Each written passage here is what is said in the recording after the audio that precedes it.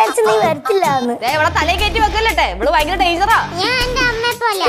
കല്ല് നല്ല ഫോമിലാണല്ലോ. എന്താ മോളെ ഒറ്റയ്ക്ക് അവിടെ ചെന്നിരിക്കുന്നേ? എനിക്ക് എവിടെ പോയാലും ആ ഒരു ഓർമ്മയാ. അറിയുന്നത് എന്തിനാ? കഴിഞ്ഞ എപ്പിസോഡുകളായിട്ട് നമുക്ക് സിദ്ധുവിനെ ഒരുപാട് മിസ് ചെയ്യുന്നുണ്ടായിരുന്നു. ഇപ്പൊ നമ്മളെ കേശുവിന്റെ ആ ഒരു കുറച്ച് പരിപാടികൾ വെച്ചായിരുന്നു കഴിഞ്ഞ എപ്പിസോഡൊക്കെ അഡ്ജസ്റ്റ് ചെയ്ത് പോയത്. പക്ഷെ പുതിയ എപ്പിസോഡിൽ വരുമ്പോഴത്തേക്കും കേശു ഇല്ല. അപ്പം അതിന് നല്ലൊരു കുറവ് നല്ല രീതിയിൽ അറിയാനുണ്ട്. അപ്പോൾ കുറച്ച് പിള്ളേരെ ഇറക്കിയിട്ടാണ് അതൊന്ന് ഉപ്പുമുളക് ടീം മാനേജ് ചെയ്ത്. സിദ്ധു എന്തുകൊണ്ട് ഇല്ല, അല്ലെങ്കിൽ സിദ്ധു വരുന്നില്ല എന്നുള്ള ചോദിച്ച് ഒരുപാട് ചോദ്യങ്ങൾ വന്നിരുന്നു.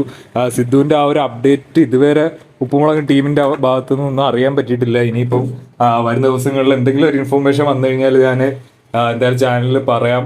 കുറച്ച് നല്ല രീതിയിൽ വ്യൂവേഴ്സൊക്കെ നല്ല രീതിയിൽ കുറഞ്ഞിട്ടുണ്ട്. സിദ്ധുവിന്റെ ആ ഒരു വ്യൂവർഷിപ്പ് ആ ഒരു സിദ്ധു ഇല്ലാത്തത് കൊണ്ട് അത് നല്ല രീതിയിൽ ബാധിച്ചിട്ടുണ്ട്. ഇപ്പൊ ഇനി വരുന്ന എപ്പിസോഡുകളിലെങ്കിലും സിദ്ധു ഉണ്ടാവും നമുക്ക് പ്രതീക്ഷിക്കാം.